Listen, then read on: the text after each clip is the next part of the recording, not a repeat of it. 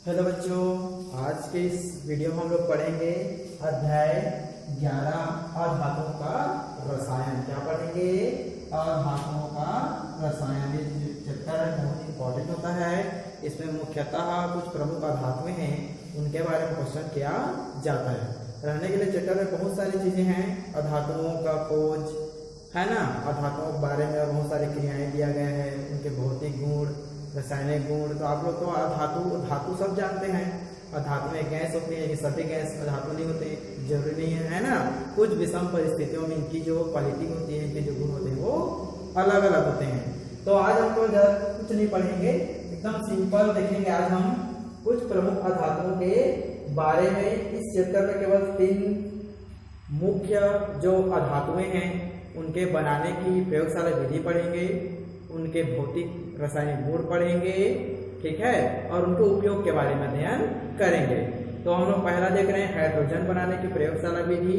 उसके बाद हम लोग देखेंगे नाइट्रोजन, फिर ऑक्सीजन, फिर चैप्टर क्या है आपका कंप्लीट रहेगा। ये तीनों टॉपिक आप लोग को आना चाहिए, ठीक है।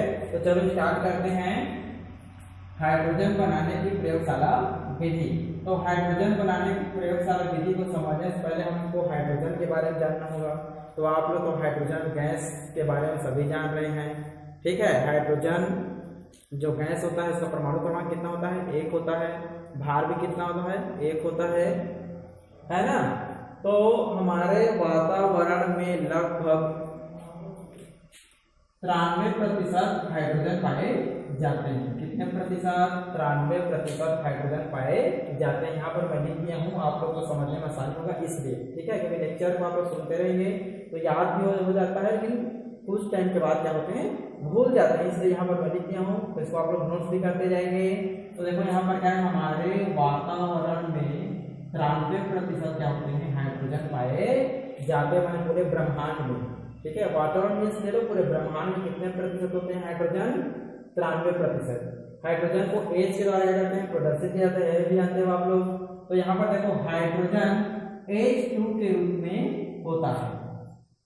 समझ में आया? जो हाइड्रोजन होता है किसके रूप में होता है?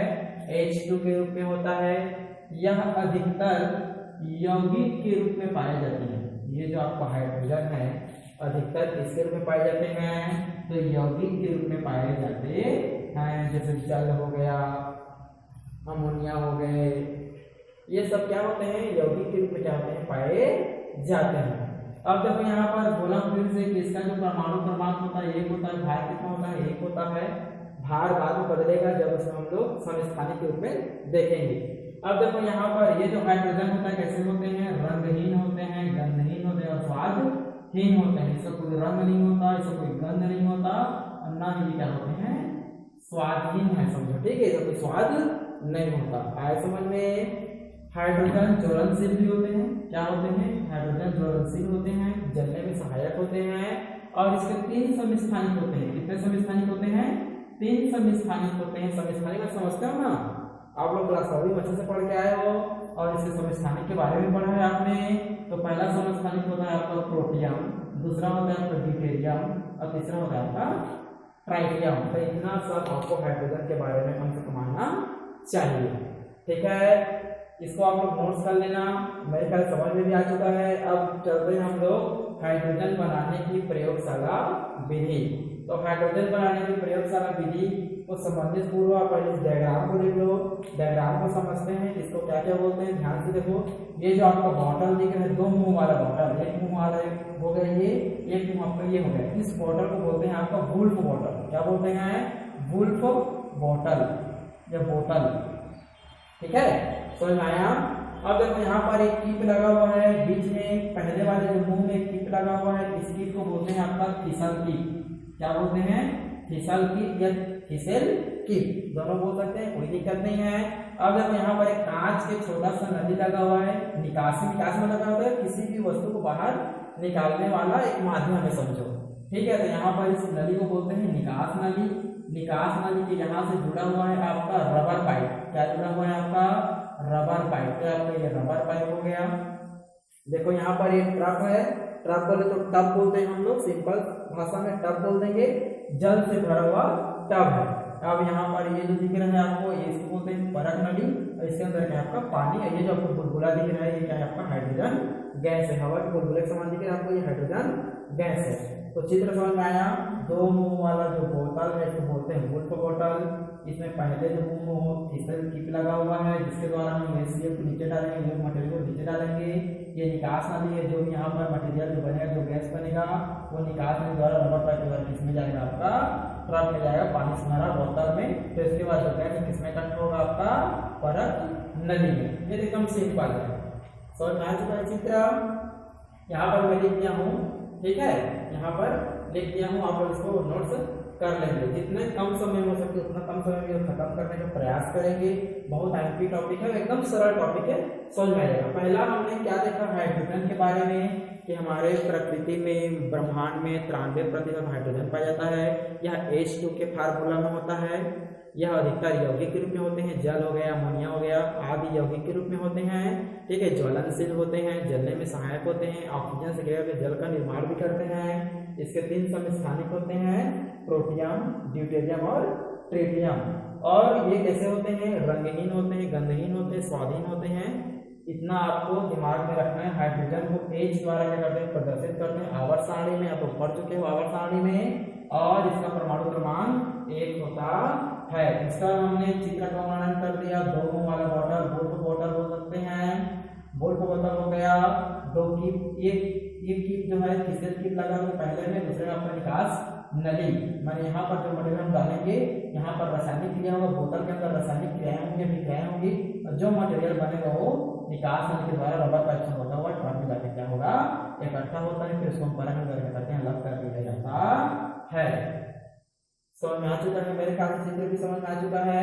तो चलो हम समझते हैं अब इसकी क्रियाविधि क्या है, कैसे ये बनता है। तो यहाँ पर देखो, प्रयोगशाला में हाइड्रोजन गैस, प्रयोगशाला में हाइड्रोजन गैस दानेदार जिंक और तनु हाइड्रोक्लोरिक अम्ल से क्या करते हैं, अभिक्रिया होता है। समझो किसके किसके मध्य अभिक्रिया होता है, तो दानेदार जिंक की अभिक्रिया तनु हाइड्रोक्लोरिक अम्ल के साथ अभिक्रिया होता है, तब क्या होता है आपका हाइड्रोजन गैस का निर्माण होता है। हाइड्रोजन गैस निर्माण करने के लिए प्रयोगशाला विधि में किसका उपयोग करते हैं, तो पहला उपयोग करते हैं जिंक का। जिंक एक धातु होता है, और धातु को क्रिया किसके साथ कराते हैं, आपका हाइड्रोक्लोरिक अम्ल के साथ अभिक्रिया कराते हैं, तो हाइड्रोजन गैस का निर्माण होता है। एकदम सिंपल है, एक ही लाइन में खत्म हो जाएगा, ठीक है। हाइड्रोजन गैस बनाने के लिए किनके मध्य क्रिया होना चाहिए, तो जिंक, दानेदार जिंक के छोटे छोटे टुकड़े, और क्या करेंगे उसमें हाइड्रोक्लोरिक अम्ल को मिला देते हैं, या दोनों के बीच में अभिक्रिया कराते हैं किसके अंदर, तो वुल्फ बोतल के अंदर, तो हाइड्रोजन गैस का निर्माण होता है। समझ में आया। चलो इसको मैं रासायनिक समीकरण यहाँ पर लिख देता हूँ ताकि आप लोग समझ में आए, बेटर आ जाए। बुक में रासायनिक समीकरण दिया नहीं है, फिर यहाँ पर क्या करेंगे हम लोग रासायनिक समीकरण बनाते हैं और समझने का प्रयास करते हैं। पहला क्या बोला गया है, दानेदार जिंक बोला गया है, तो चलो हम लेते हैं जिंक। जिंक क्या है, धातु है। किसके साथ क्रिया कराएंगे भाई, तो HCl के साथ क्रिया कराएंगे, तो यहाँ पर लिखते हैं HCl, ठीक है। अगर तो जिंक 2+ आयन बनाते हैं, इसलिए क्या करेंगे, यहाँ सामने हम लोग समीकरण बैलेंस करके 2 लिखेंगे। अब चलो कराते हैं, तो जानते हो कि जो धातु होते हैं उनका क्या होते हैं, प्लस होते हैं। यहाँ पर H क्या है, प्लस है, Cl क्या आपका माइनस है, ठीक है। यहाँ पर क्या बन जाएगा, प्लस माइनस मिला दो, प्लस और माइनस को पहले मिला देते हैं, फिर जो बचे उसको लिख देंगे। तो यहाँ पर बच गया ZA जिंक, और यहाँ पर सामने में 2 है, तो यहाँ पर क्या लिखेंगे Cl2 जिंक क्लोराइड। क्या बन गया, जिंक क्लोराइड। अब देखो यहाँ पर क्या बचा है, यहाँ पर बच गया आपका H2, यहाँ पर लिखेंगे आपका H2। अब देखो के निशान लगा ऊपर, मैंने गैस बन गई। आया समझ में। तो हमने क्या किया, प्रयोगशाला में जो हाइड्रोजन है कैसे बनता है, तो दानेदार जिंक और तनु क्या मिलाएंगे जी, हाइड्रोक्लोरिक अम्ल। तो क्या बनता है, यहाँ पर जिंक क्लोराइड बनेगा और हाइड्रोजन गैस का निर्माण होता है। इसी हाइड्रोजन गैस क्या करते हैं लोग, इस चित्र के माध्यम से ये जो फंक्शन दिया गया है उसके द्वारा हाइड्रोजन गैस को प्राप्त करते हैं और किसी पात्र में क्या करते हैं, या ट्रक के द्वारा एक पात्र होता है उसमें क्या करते हैं, एकत्रित कर लिया जाता है। मेरे ख्याल से पहला विधि समझ आ चुका है, हाइड्रोजन बनाने की प्रयोगशाला विधि। और यहाँ पर इस चित्र का वर्णन किया गया है, आप लोग इसको देख लीजिए। देखो यहाँ पर पढ़ देता हूँ, एक फुट बोतल में थोड़ा सा दानेदार हमने जिंक लिया, इस फुट बोतल में दानेदार हमने क्या लिया, देखो यहाँ पर दानेदार जिंक लिया, दानेदार जिंक लिया।